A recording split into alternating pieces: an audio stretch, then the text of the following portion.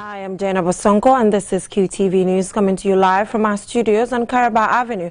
Thanks for joining us. And now here are the main news headlines, and we do apologize for the late start. The Gambia and Senegal have initiated talks which is expected to lead to an agreement to eliminate double taxation of traders between the two countries. Today, 14th March, is Commonwealth Day, commemorated annually on the second Monday in March by the Commonwealth of Nations to foster greater understanding of the Commonwealth's role and achievements. We bring you celebrations at two schools in the Carnival municipality. Thieves on Friday night broke into the jewelry shop of the 102-year-old World War II veteran Ibu Jangha at Birkamajida. On Saturday, 17 students graduated in entrepreneurship and public speaking at Secret Step Training School of Entrepreneurship in Kotu. Those were our main headlines, and now the news in detail. Do stay with us.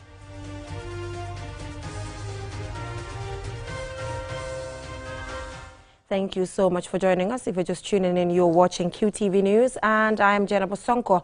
Now, the Gambia and Senegal have initiated talks which is expected to lead to an agreement to eliminate double taxation of traders between the two countries to further boost and facilitate trade. Aliou Cisse has more.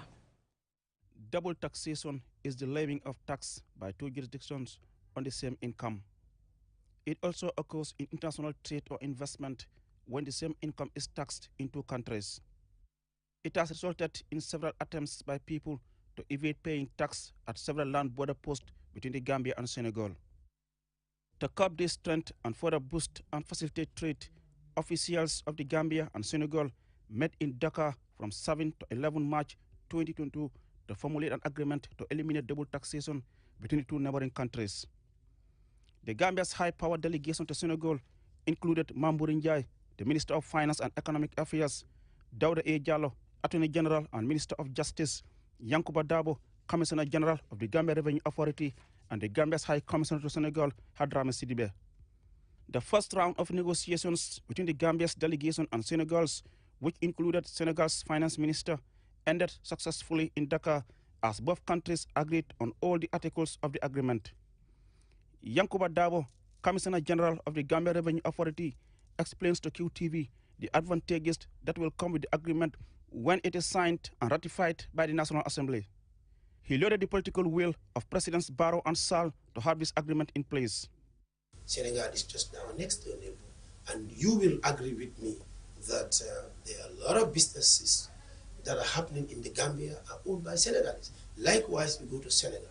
There are a lot of other businesses that are there owned by Gambians, and I think it's only fair that they pay tax at once, but not to pay the tax in Senegal and they come back here, they pay tax again. Because nobody is in business to make loss. All businessmen are out there to make business, to make profit. So I thought it is a very good thought of him, the Honorable Minister, to initiate this trip, and Senegalese, they really appreciate it. It should have happened a long time ago. Really, it should have happened a long time ago. According to Dabo, in the past, the Gambia had signed double taxation elimination agreements with several countries, including the United Kingdom, South Africa, Qatar, Kingdom of Morocco, and Sweden. He added that their Senegalese counterparts, led by Senegal's Finance Minister Abdoulaye Dawda Jallow, have also welcomed the initiative. And it has a lot of advantages because it will help these countries to avoid, tax evasion, tax avoidance. And it also gives them advantage to have information sharing. Well, that means the two tax divisions, the two tax areas will be sharing information. And it helps also as well as our businessmen, the businesses that are operating here. Now, once this thing becomes a law, they now become very happy, and so that they will continue to do their businesses, in the Gambia, and for Gambians that are also doing in Senegal, will also continue to do. The negotiations will continue when the Gambia hosts the second meeting. Once the agreement is signed, it will then be subject to ratification by the parliaments of the two countries before it comes into force. Reporting for QTV News, I am Aliou Cisse. Now looking forward to the changes that this agreement will bring.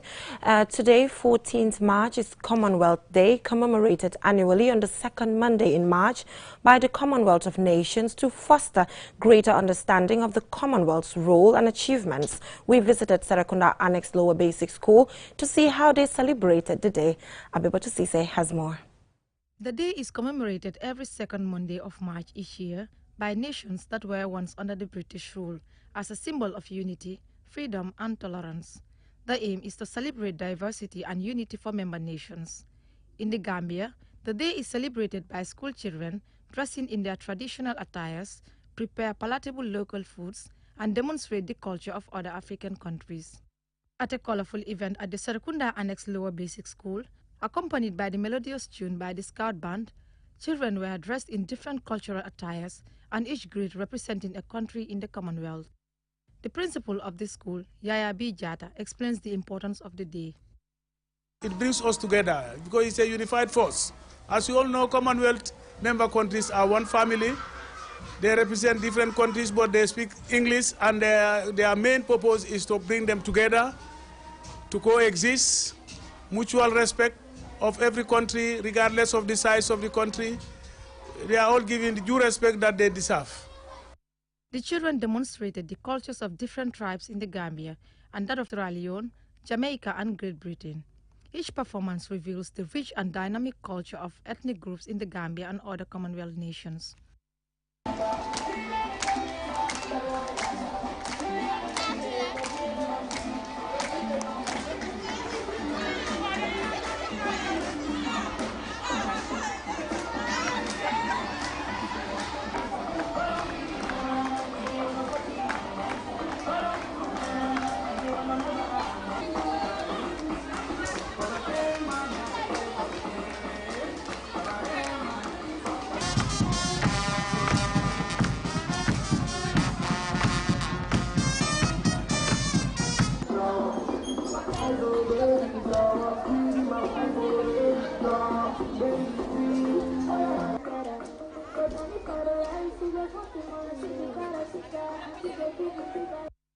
The children were also role-playing presidents of different countries, including the Gambia and the Queen of the Great Britain. Adama Kujabi, who role-played the Queen of Britain, has this message to Commonwealth nations. Queen Elizabeth wishes you a happy Commonwealth Day, and I pray to God to give us strength to witness another year with lots of joy, love and happiness, and keep praying to God to give me long life to continue ruling England. On that note, I thank all the presidents of other African and neighboring countries in coming all the way to my country to celebrate this occasion together with us. For QTV News, I am Abibatu Sise. Interesting. This is reminding me of my day, still on Commonwealth Day celebrations. St. Joseph's ex-People's Primary and Nursery School in Carnival on Monday celebrated the day at the school premises. Yaya Jawa attended the event and fastened this report. The theme for this year's celebration is Delivering a Common Future, which highlights how the 54 member countries in the Commonwealth are innovating, connecting and transforming to help achieve goals such as the fight against climate change, promotion of good governance, and boosting of trade. This school commemorated Commonwealth Day with a difference, using various activities such as cultural displays, speeches, and poetry. In their speeches, the children who role-played the head of government, cabinet ministers, and the Queen of England spoke about the significance of the event and other developmental agendas of the various government institutions in the country. Today marks another special occasion of Association of Member States, which is the Commonwealth. The association was founded in 11 December 1931. The Commonwealth headquarters is in London, United Kingdom. They came together under one umbrella to achieve a common goal. This year's theme is how do we come together to fight against climate change. However, we still have another strong enemy to fight against, which is the COVID-19. It is not easy, but we must stand together, fight together in order to succeed as a family. My government has an existing project designed to build the climate resilience of the Gambian people and the world at large. As this saying goes, education is the background for every nation. In this regard, My ministry is concerned with the education of every living creature in our country, the Gambia, because educated nation is automatically a rich nation in the workforce. As the Minister of Tourism and Culture, we see the need to be part of the Commonwealth. Former President Yahya Jammeh once said he would tell us 1,000 reasons why the Gambia should withdraw from the Association of Member States, which is the Commonwealth.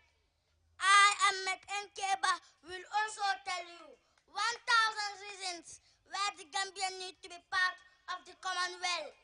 First and foremost, I would like to thank the President for bringing back the Gambia to join members countries after a short exit. As you all know, Commonwealth is celebrated every second Monday of March each year. The Commonwealth is an association of countries across the world, although historically connected to the British Empire. Abdullah Jallo, a grade 2 student, recited a poem titled My Number One Teacher. My number one teacher, I am happy that you are my teacher. I enjoy each lesson you teach me. As my role model, you inspire me to dream, to work, and to reach with your kindness. As the Gambia joins the rest of the world to celebrate Commonwealth Day, it is important to state that strengthening good governance, building inclusive institutions, and promotion of justice, democracy, and human rights are fundamental pillars that member countries should continue to uphold for growth and sustainable development. Reporting for QTV News, I am Yahya Jao. Inspiring. Now from that, we will go for a short commercial break, and when we come back, we have some more local news stories for you. Do stay tuned. Modu came in to buy some bathroom floor tile, but once he laid eyes on our basins, he fell in love with a stunning basin and with a breathtaking faucet. With a brand new mirror too, at a bargaining price. So, I got a bathtub too. Oh yes, he picked up a bathtub too. It's Batty Days time at Batty-Mats. Enjoy exceptional discounts up to 70% on all our product families. From March 5th to 19th, you're going to splurge. Batty-Mats, everything for construction, from foundation to finishing.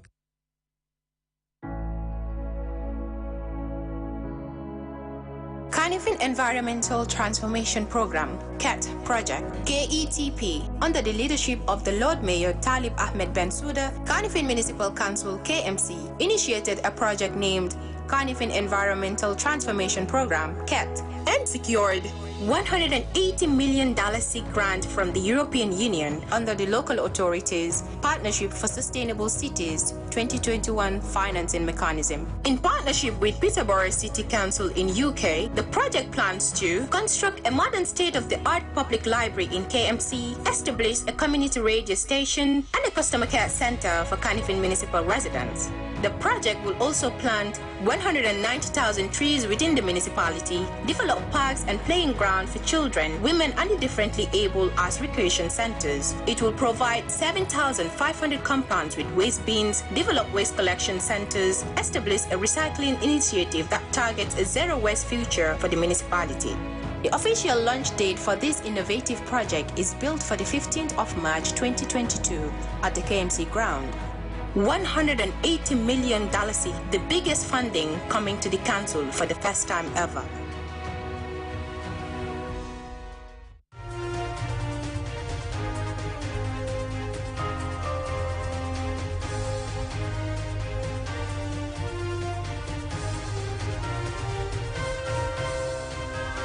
Welcome back from that short commercial break. If you're just tuning in, you're watching QTV News, and I am Jenna Basonko.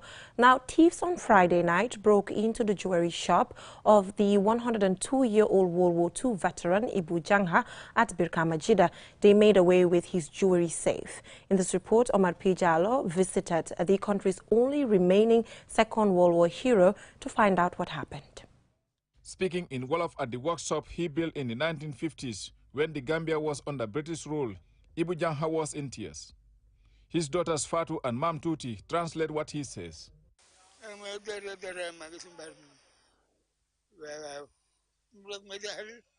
This is where I earn my livelihood, despite my age, as I don't have any other means to earn a living. Now that this has happened, I am devastated. According to the family, the thieves made away with a large amount of jewelry. Ibu Janha is the only surviving Second World War veteran in the Gambia who fought for the British in Burma against Japanese troops. His daughters were at hand to console their father. The elder of the two, Mamtuti Janha, had this to say. The one who did this is heartless. Imagine stealing the whole box containing all the jewelries. My old dad has made them to sell in order to earn a living. We leave the one who did it with Allah. We are appealing for help to restore his hope.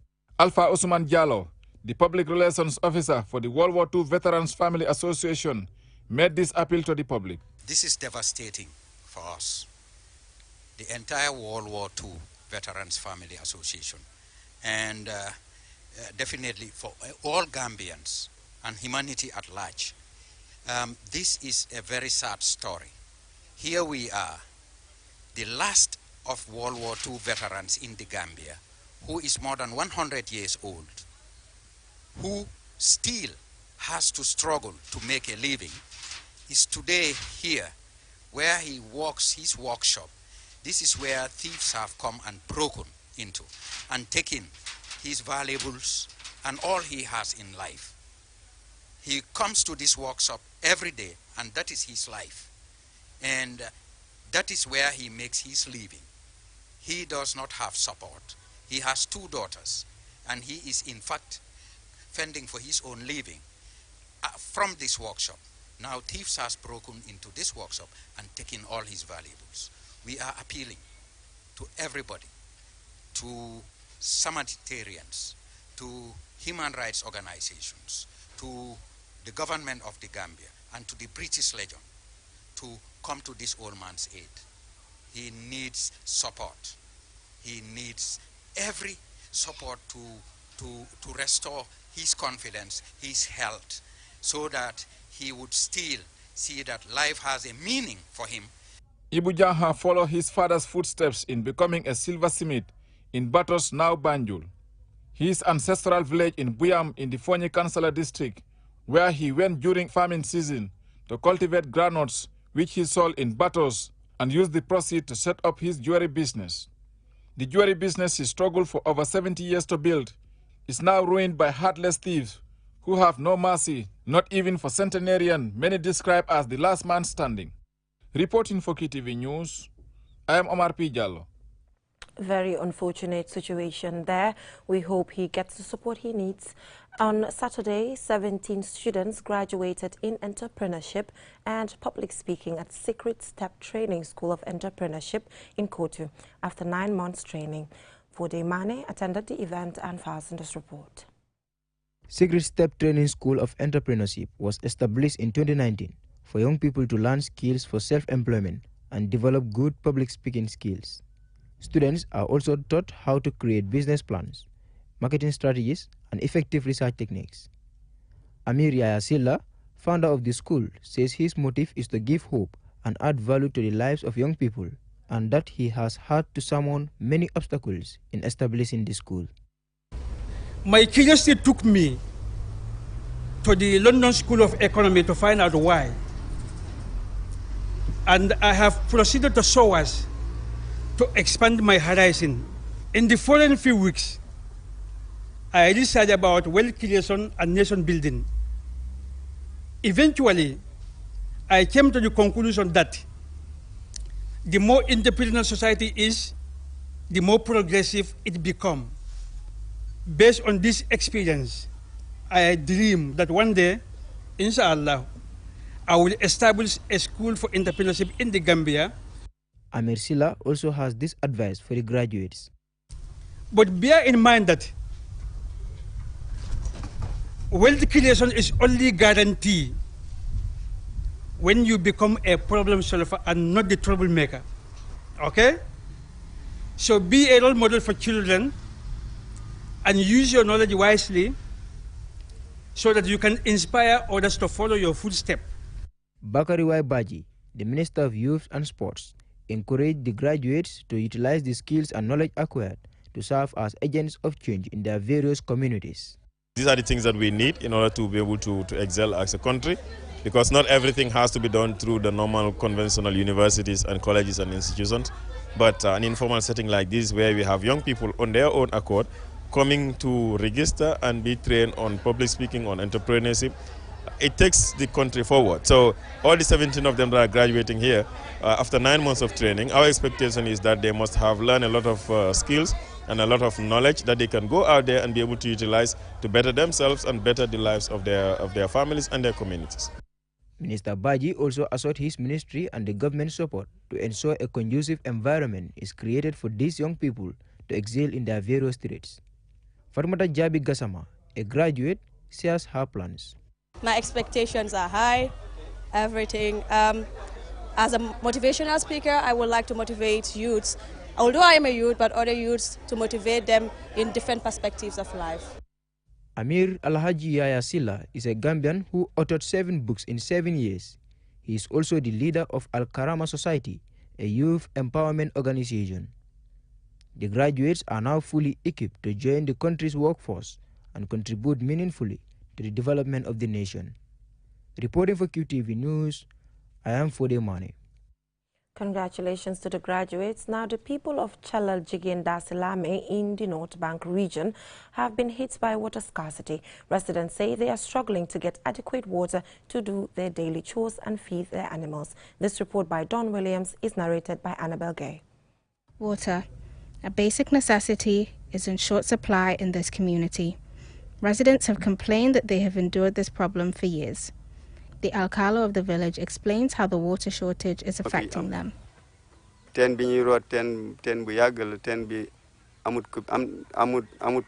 We have a single well in the village, which is now old. This is where we get water for all our domestic use. We have a local pump, but it is not working now. We get water for our animals too, from this single well. We need support from anyone who can help us. Musa Jallo, a resident of the village, also spoke about the water scarcity in his village. About our water shortage in this village. Chala Dasalame here in Jangen, we have only one well here in our village. Since in the beginning, we never have a borehole here. We never have any pump. We are using this well, and this well was given by Baptist Mission about 20 years ago. Since that time, we are using this well, and the well doesn't have even cover. And the well was shared by 2 villages. These 2 villages is Dasalame and Jangen, because we have 2 alcalos here, and we have 2 villages. It's 2 villages and 2 alcalos, and we have only one well here. Musa Jallo further went on to explain how they are affected by the unsafe water they are drinking. This well to cook, we are using it to bath, we are using it to feed our animals, we are using it to, to drink. And really, sometimes it is not safe, especially during the rainy season. Our child, sometimes our kids, sometimes they get suffering for diarrhea because of the well doesn't have cover. We don't have any medicine to put there. We are using it for many years ago. Our animals, even those animals from the urban areas, if they come here, we give them our donkeys, our cows, and our horses. All of them, they were drinking on this water. Alpha Mamadou Jallo, a shepherd from Senegal, through an interpreter, explains how difficult it is to get water for the animals. Bushfire happen, at the end of the day, they will not have anywhere to their animal to be survived. They have to go back to Senegal again to find food there and water. The people of Chalal Jigin Daslami are appealing to the government, organizations and philanthropists to help them with a borehole so that they can enjoy clean drinking water. Reporting for QTV News, I'm Annabelle Gay. Now from that story, I'm afraid that is all we have time for. Let's take a look at our main headlines. The Gambia and Senegal have initiated talks which is expected to lead to an agreement to eliminate double taxation of traders between the 2 countries. Today, 14th March, is Commonwealth Day, commemorated annually on the 2nd Monday in March by the Commonwealth of Nations to foster greater understanding of the Commonwealth's role and achievements. We brought you celebrations at 2 schools in the Carnival municipality. Thieves on Friday night broke into the jewelry shop of the 102-year-old World War II veteran Ibu Jangha at Birkama, Jeddah, and made away with his jewelry safe. On Saturday 17th, students graduated in entrepreneurship and public speaking at Secret Step Training School of Entrepreneurship in Kotu. Well, that is all we have for you in this edition of QTV News. Join us at 10 for another bulletin. Thanks for watching.